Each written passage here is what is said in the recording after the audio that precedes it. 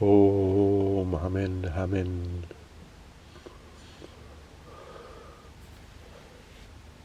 É bom, de tempos a tempos, fechar-nos no meio dos livros e dos campos psicomórficos que eles criam e tentarmos fazer alguma claridade, alguma síntese, alguma percepção mais correta do caminho que temos percorrido e que iremos ou deveremos percorrer, já que a ignorância do futuro é sempre uma realidade que cobre, penetra os seres que podem assim encaminhar-se para a sua desgraça, ora para a sua maior iluminação e realização. Todas estas obras que aqui encontramos, todas elas fruto de vidas humanas que por vezes nos espreitam por detrás das lombadas e dos seus títulos. Todas elas representam uma acumulação de sabedoria que nos desafia a sermos também capazes de deixar o nosso livro de vida, que será uma linha no grande livro dos livros da humanidade.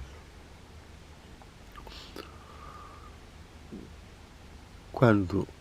olhamos retrospectivamente para as nossas primeiras leituras e encantos com obras simples e depois uma progressiva maturação num sentido de responsabilidade no mundo e de tentarmos melhorá-lo, ou pelo menos não o piorar, nem o deixar piorar tanto. Destacam-se na intencionalidade das leituras, que depois, por volta dos 17, 18 anos,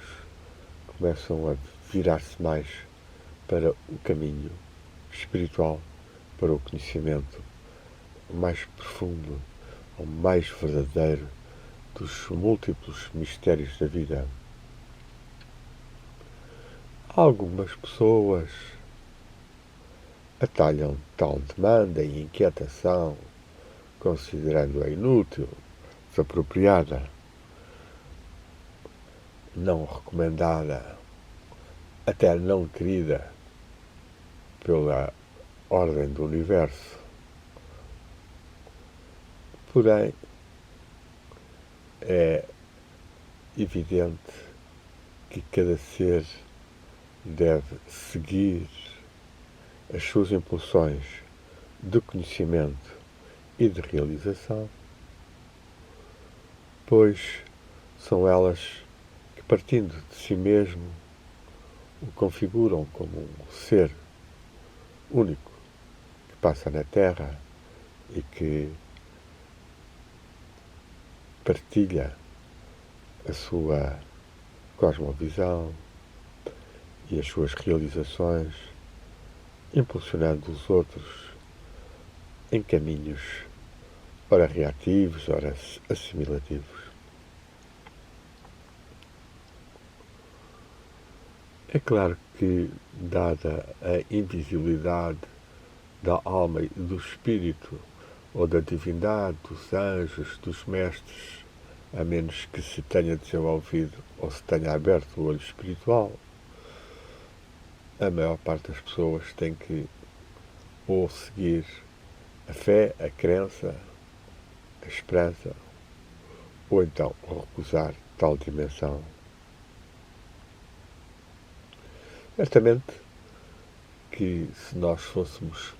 pôr um a um cada um destes livros na balança do conhecimento da alma e do espírito, do conhecimento da divindade, do conhecimento da vida depois da morte, do conhecimento dos poderes e capacidades subtis da humanidade, e que outrora podiam ser considerados egoísmo procurar-se, mas tendo em conta o desenvolvimento vertiginoso da inteligência artificial e da maquinaria, saber-se ficar ou estar-se mais independente de tais armadilhas que muitas vezes depois vão controlar o ser humano, é importante. E então, estes valores que cada livro tem, o peso de sabedoria sobre cada assunto destes, numa balança subtil, com uma capacidade de mensurabilidade muito minuciosa, certamente que denunciaria, acusaria certos autores de terem mais ousado pesquisar, procurar a verdade nesses domínios que para uns não são recomendados ou que são perigosos. Entre nós, alguns autores, ao longo dos séculos, por formas religiosas, ou por formas literárias, ou por formas artísticas, ou por formas poéticas, por formas filosóficas, conseguiram intuir alguns dados destas dimensões ocultas do ser humano e tentaram-nos transmitir para que os seres se pudessem autorrealizar, se planificar, se tornar mais independentes, livres, criativos. E tal demanda e realização ficou anotada ou por eles próprios em livros, ora por aqueles que os ouviram, e escutaram, e seguiram, e dialogaram. E aqui, nesta biblioteca, havendo muito memorialismo, há bastantes partilhas de testemunhos sobre as capacidades e as realizações mais psicoespirituais de alguns destes seres. É o caso do nosso amigo Leonardo Coimbra, e tenho aqui um livro que eu já escrevi, um ou dois textos sobre ele, com uma dedicatória do seu autor, Santana Dionísio, notável professor e discípulo de Leonardo Coimbra. Aqui, numa pintura de Eduardo Malta, em jovem, muito bela, e que estava na casa de Santana Dionísio, e ignoramos onde é que ela se encontra agora, um grande mistério. Já com a sua morte, não sabemos o que é que o seu filho terá feito. E se a casa, tendo sido um pouco abandonada, já que ele morava em França, poderá ter sofrido alguns atentados. O Santana Dionísio organizou com Casais Monteiro, com Álvaro Ribeiro e José Marinho, uma obra estimável, muito valiosa, que é Leonardo Coimbra, Testemunhos dos seus contemporâneos, onde 40 seres transmitem muito das suas memórias mais sentidas, mais impressivas que tiveram da convivência com Leonardo. Sem dúvida, um dos que vibrou mais intensamente, seja com a natureza, seja com a filosofia, seja com a física, seja com o cosmos, seja com Jesus, seja São Francisco de Assis, Antero de Cantal, Camões e tantos outros, pondo em ação o seu verbo todo-poderoso numa época fabulosa de desabrochamento das forças de expressão e de busca livre do conhecimento e da verdade, como são os últimos anos da monarquia e os primeiros da República, antes que viesse depois o Estado Novo, que em muitos aspectos bloqueou estas demandas, seja de liberdade, democracia, expressão de pensamento, como ainda das próprias atividades de grupos semi-esotéricos, como a maçonaria, o espiritismo, ficando um pouco marginalizados, mas ainda subsistindo a sociedade teosófica e um pequeno grupo Rosa Cruz e um ou outro grupo de estudos psíquicos que funcionavam em algumas partes do país. Pois esta personagem, Leonardo de Coimbra, é sem dúvida um dos elos mais marcantes. O outro é certamente Fernando Pessoa, e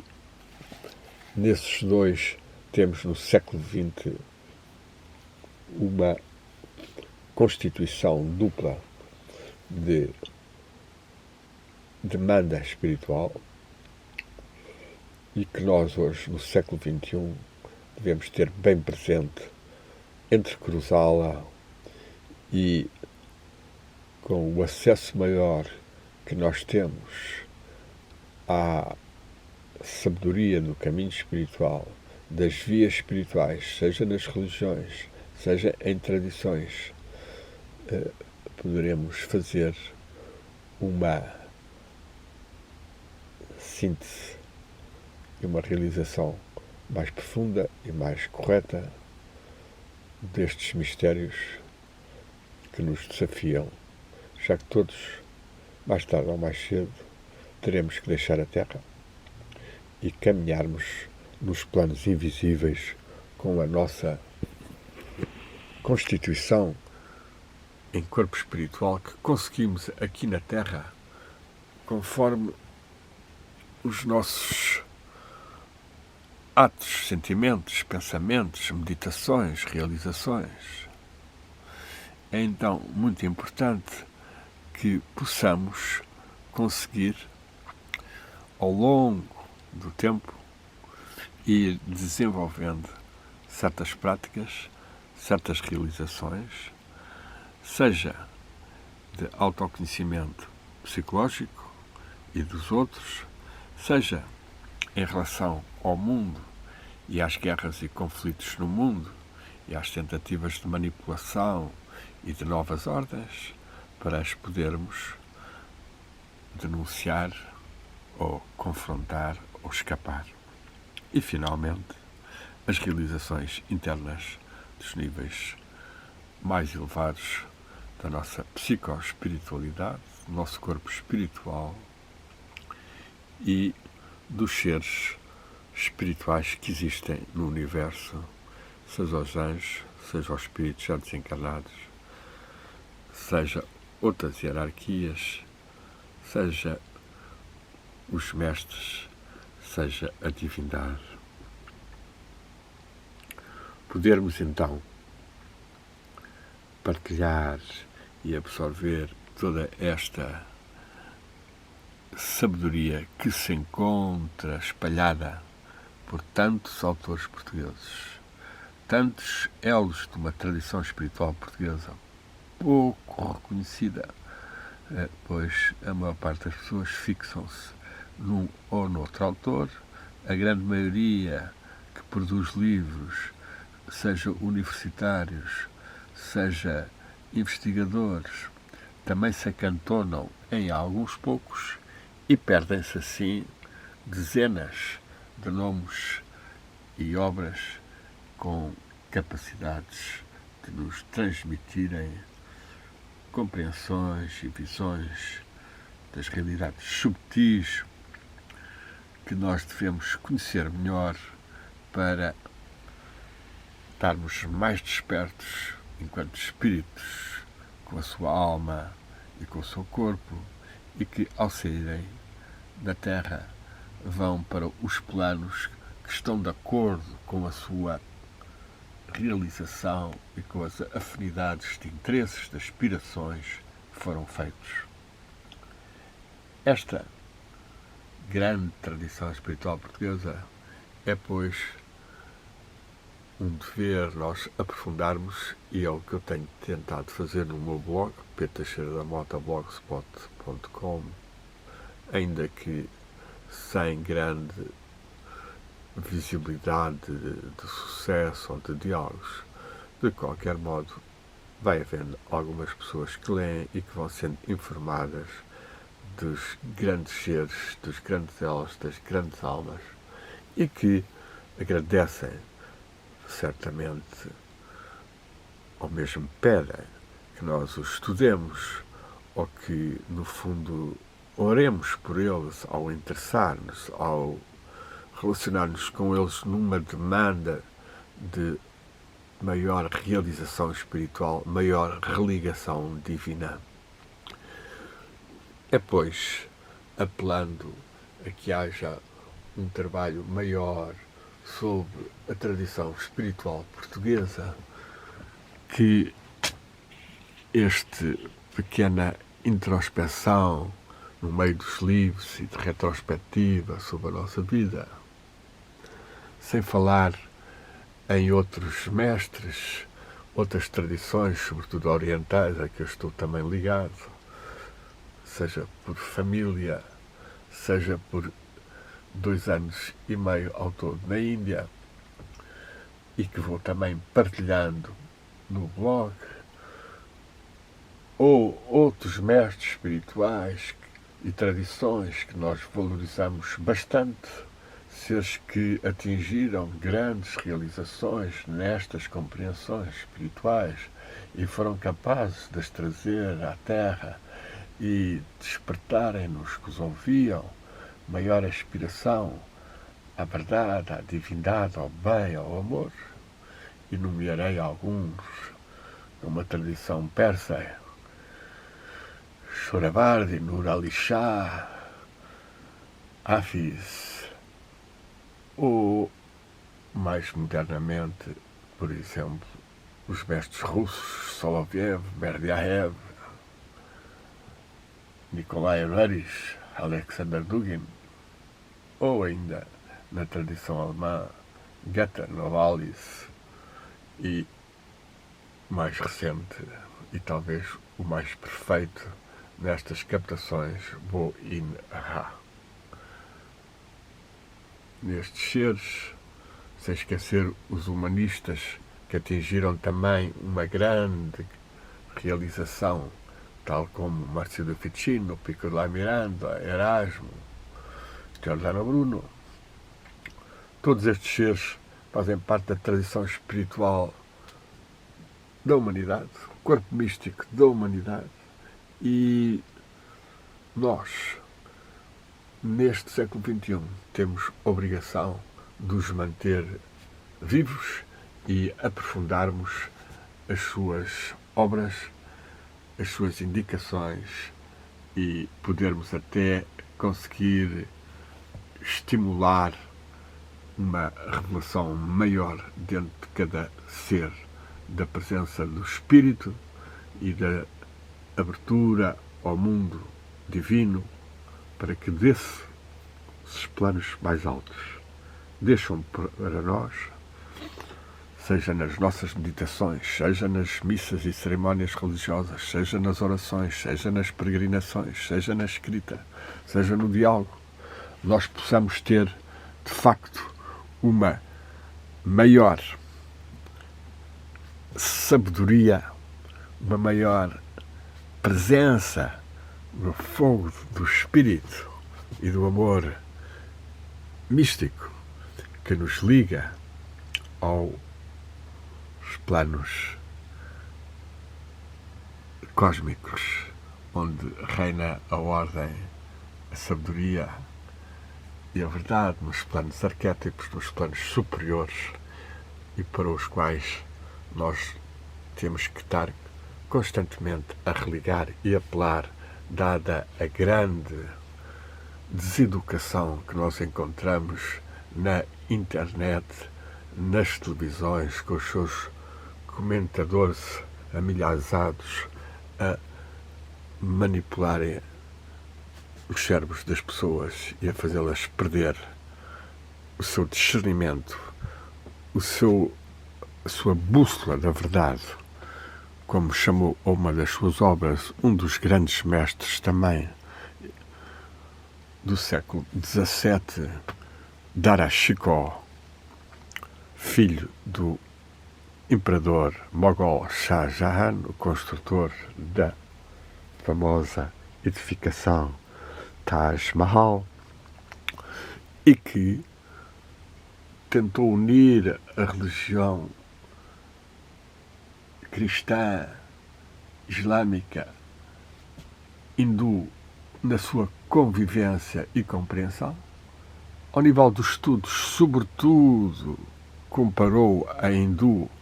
e a islâmica a um nível das realizações espirituais e das práticas. E eu tenho alguns artigos e gravações no YouTube sobre algumas das suas obras. Ele, que era um bisneto de Akbar, que teve um papel bastante importante numa primeira aproximação pioneira à unidade das religiões, tentando mesmo apresentar a sua própria Din Ilahi, a religião da verdade, que ficou para uns poucos, mas em que, após conversas e diálogos com sábios das várias religiões, em que por vezes os jesuítas enviados de Goa brilharam, Padre Montserrat, por exemplo, o Padre Jerónimo Xavier, e pronto, também passou António Andrade, foram homens que deixaram uma marca de universalidade ecuménica a que nós, os portugueses, não podemos ficar indiferentes e, portanto, deveremos realçar essa força espiritual que estas tradições conseguiram e que Portugal unificou em momentos de diálogo e que hoje em dia deverá manter esse estudo profundo para que não haja uma nova ordem transhumanista, infrahumanista, sem religiosidade, sem espiritualidade, sem apontar à vida depois da morte, ou à divindade, ou aos anjos. E que é o que a classe política oligárquica mundial tenta impor numa nova ordem mundial, e que nós devemos saber reagir contra, saber escapar a ela e fazer as propostas. Não existe um corpo espiritual, existe uma irradiação do coração, do olho espiritual, cima da cabeça, ligando-nos com o cosmos e com os grandes seres. Não estamos perdidos no meio do oceano. Connosco estão todos estes seres que estudaram as diferentes religiões, fizeram as suas práticas e conseguiram atingir indicações que nos servem para estimular, para dialogarmos e para partilharmos, para que a memória não seja curta e assim haja a continuidade de uma tradição perene, espiritual, que vai circulando que vai aqui e acolá despontando mais poderosamente num ser, por vezes com muito poucos a ouvirem-no, noutros casos em alguns seres que a sabem propagandear, comercializar e atingem grandes audiências, por vezes já vendidos a posições políticas dominadoras, excepcionalistas, hegemónicas, como são todas aquelas que partem do eixo que podemos dizer hoje em dia do mal, que é o eixo anglo-americano, norte-americano, e da plutocracia internacional, ligada com o Fórum Económico Mundial e com Jorge Soros e outras Open Society, e que acabam por corromper a maior parte dos partidos e políticos, de tal forma que a vida política democrática, de certa forma, já não existe. E se há qualquer expressão de descontentamento das massas a exercerem uma democracia verdadeira e direta, elas são imediatamente reprimidas. Ou criam-se então em países, foi o caso da Ucrânia e tentou-se fazer na Bielorrússia, golpes de Estado para meterem aqueles que estão vendidos ao imperialismo norte-americano, sem dúvida uma força tremenda, que aliada à NATO, aliada a Israel, aliada a uma União Europeia completamente desgraçada, estão a provocar tanta morte, tanto sofrimento, tanta destruição em tantos países do mundo. Líbia, Iraque, Afeganistão, Síria, Gaza, Jugoslávia, Iémen, tanta gente, porque na sua ganância de poder e de controle não querem